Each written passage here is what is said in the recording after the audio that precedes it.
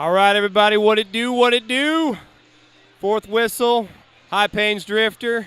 And we just got done watching St. Louis Gatekeepers versus Portland Bridgetown Menace. We are now getting into the big dogs of the tournament. Gatekeepers ranked number 2. And finally get a chance to see what the Gatekeepers are bringing this year. I think they left a few players off, looking to play the whole weekend. Gatekeepers end up winning this thing by about 150 points. Now, at the very beginning of the game, it didn't look like that. Portland really controlled the first 10 or so jams, or maybe 8 or so jams, really coming out of the gates on fire. They looked awesome. I think they looked the best they've probably ever looked, and that's what you got to do when you play up. You just got to bring the fight right away. The Gatekeepers, it maybe looked like they were shaky, but I think that they were just trying to not be overplay the beginning and just stick to their game plan. So it was a little bit nerve-wracking maybe for them, but then it eventually sort of went their way. The jammers that were primarily used for the Gatekeepers were Magnum, Shane, Prime, and Screech. Still the same 4 that ran last year. And we had Shreddy, Don Juan, the Devastator, and we're pretty much carrying the bulk of the workload for Portland. We had, as far as pack formation, it was really the wall versus the wall. I mean, we're talking 2 teams that like the linear wall, like to reinforce the linear wall, don't always go for that diamond structure. So that was kind of interesting. The game speed was moderately fast. I would say it wasn't so much of a grind. The game kind of opened up, and we saw a lot of nice, fast-paced drive-outs and kind of some nice technical stuff. It was very physical in the beginning, but as the game went on, and people kind of, I don't know, maybe it was the nerves got out, and it sort of became more technical, and it became a nice, it was a really exciting game to watch. The difference maker, let's start with St. Louis.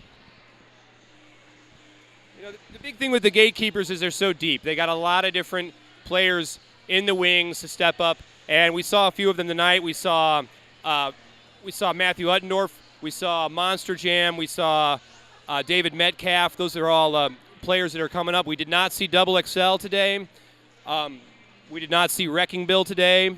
Some of the bigger guns, it looks like they're sitting on those. So the Gatekeepers got a lot of different weapons. Dynamic attack. You've got 4 jammers that can hurt you different ways. Plus, you've got Nat King Kill if you want to bust him out. A lot of ways to score points.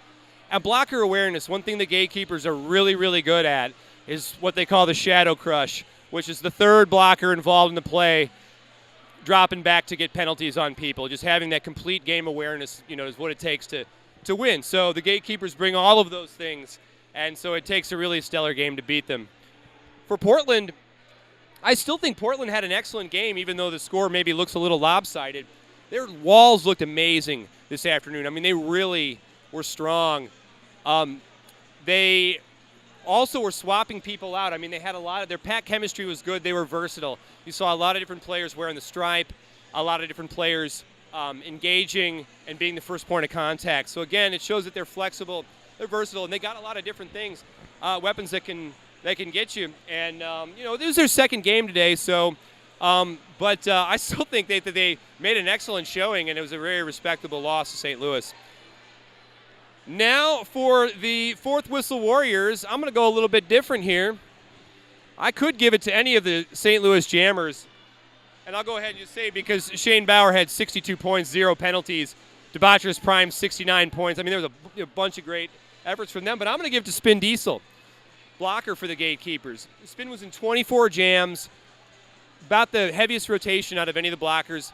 Only 2 penalties, and he's an extremely physical blocker. Very confrontational, goes right at the play, super aggressive, and he plays offense. He can switch from offense and switch to defense, and his awareness and hustle to that action is not as no one else competes with it. In this game, he really shines. So I definitely think Spin Diesel was Fourth Whistle Warrior for the Gatekeepers, despite the outstanding jammer performances. And for the Portland Bridgetown Menace, I'm going to give it to Shreddy Mercury. Shreddy Mercury again showing so they're down on purpose his tenacity and just his ability to, his fitness is so good. He is just pushing through those Gatekeeper walls, and these are very, very tough walls, and he cut right through them. And although he wasn't the lead scorer on his team, he only went to the box once and was very, very consistent. So well done, Shreddy. It was looking really good. And so St. Louis will go ahead and move on, and which is kind of what we expected. But nevertheless, Portland's looking really, really good. So happy to see it. Up next, we're going to have the reigning champions, your mom men's derby,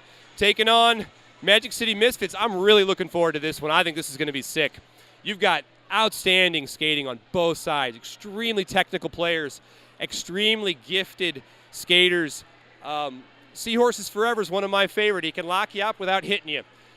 We got Rolomite coming down. We got Streaker. I just can't wait. It should be a lot of big guns, a lot of points flying. So looking forward to the last game of the day, game number 6 at the MRDA Championships in St. Louis, Missouri.